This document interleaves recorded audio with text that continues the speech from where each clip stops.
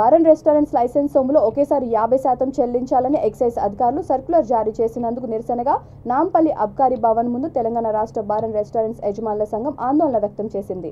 ఈ సందర్భంగా పలువురు సంఘం ప్రతినిధులు మాట్లాడుతూ గతంలో లైసెన్స్ సొమ్ము 4 దఫాలుగా కట్టే వెసులుబాటు ఉండేదని, కానీ ఇప్పుడు ఒకేసారి 50% చెల్లించాలని హుకుం జారీ చేయడం పట్ల ఆగ్రహం వ్యక్తం చేశారు.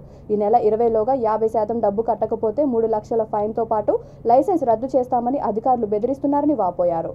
ఇప్పటికే కోట్లలో పెట్టుబడులు పెట్టి నష్టాల వ్యాపారం చేస్తున్నామని, అధికారులు తాజా నిర్ణయంతో తమపై మరింత భారం పడుతోందని ఆందోళన వ్యక్తం చేశారు. తమ సమస్యలు చెప్పుకునేందుకు వస్తే అధికారులు కలవడానికి అనుమతి ఇవ్వడం లేదని విచారం వ్యక్తం చేశారు. Damodar Goud, Telangana bar and restaurant association ప్రెసిడెంట్ను. ఈరోజు మా యొక్క తెలంగాణ రాష్ట్రంలో ఉన్న అందరి బాధల గురించి ఈరోజు కార్యవర్గ సమావేశం ఏర్పాటు చేసుకున్నాం.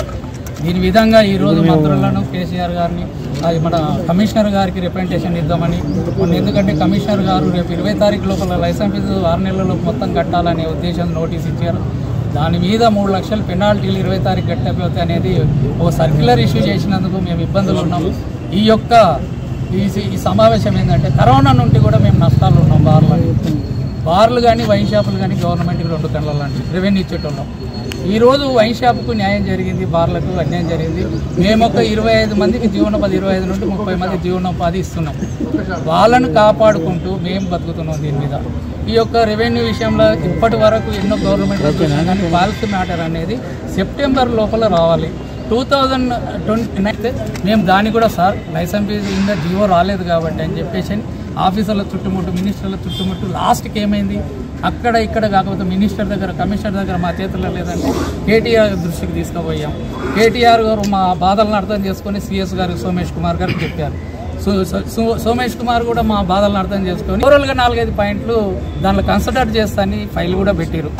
ఈరోజు సోమేష్ కుమార్ లేనందువల్ల ఆ యొక్క ఫైల్ ఆగిపోయింది.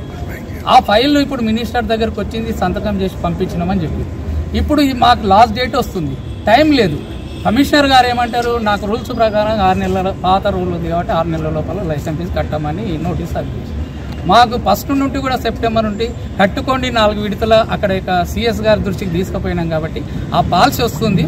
సరే మీరు కూడా బ్యాంగర్ 4 ఇన్స్టాల్మెంట్ మీద కట్టుకోండి అన్నందుకే మేము కూడా చాలామంది కట్టారు. ఇప్పుడు మొత్తం కట్టమంటే మా బాధ ఎవరికి చెప్పుకోవాలి? ఎన్నో సమస్యలు ఉన్నాయి బార్లో. ఈ లైసెన్స్ ఫీజు ఒక్కటే కాదు, ఇలా లైసెన్స్ ఫీజు కట్టుకుంటూ లైసెన్స్ దారునికి వాల్యూ లేదు, కానీ అన్అఫీషియల్గా నడిపేటోళ్ళకి వాల్యూ ఇస్తుంది ప్రభుత్వం. మేము ఒకటి చెప్పిన ఒక జీవో అనేది, ఒక సర్కిల్ అనేది, ఒక చట్టం అనేది, ఒక రూల్ అనేది ఉంది. ఒక పర్మిట్ రూమ్లను ఈ యొక్క 100 స్క్వేర్ మీటర్ ఉంది. ఆ 100 స్క్వేర్ మీటర్ ఇంప్లిమెంట్ చేయమంటున్న కొత్త జీవో అవసరం లేదు.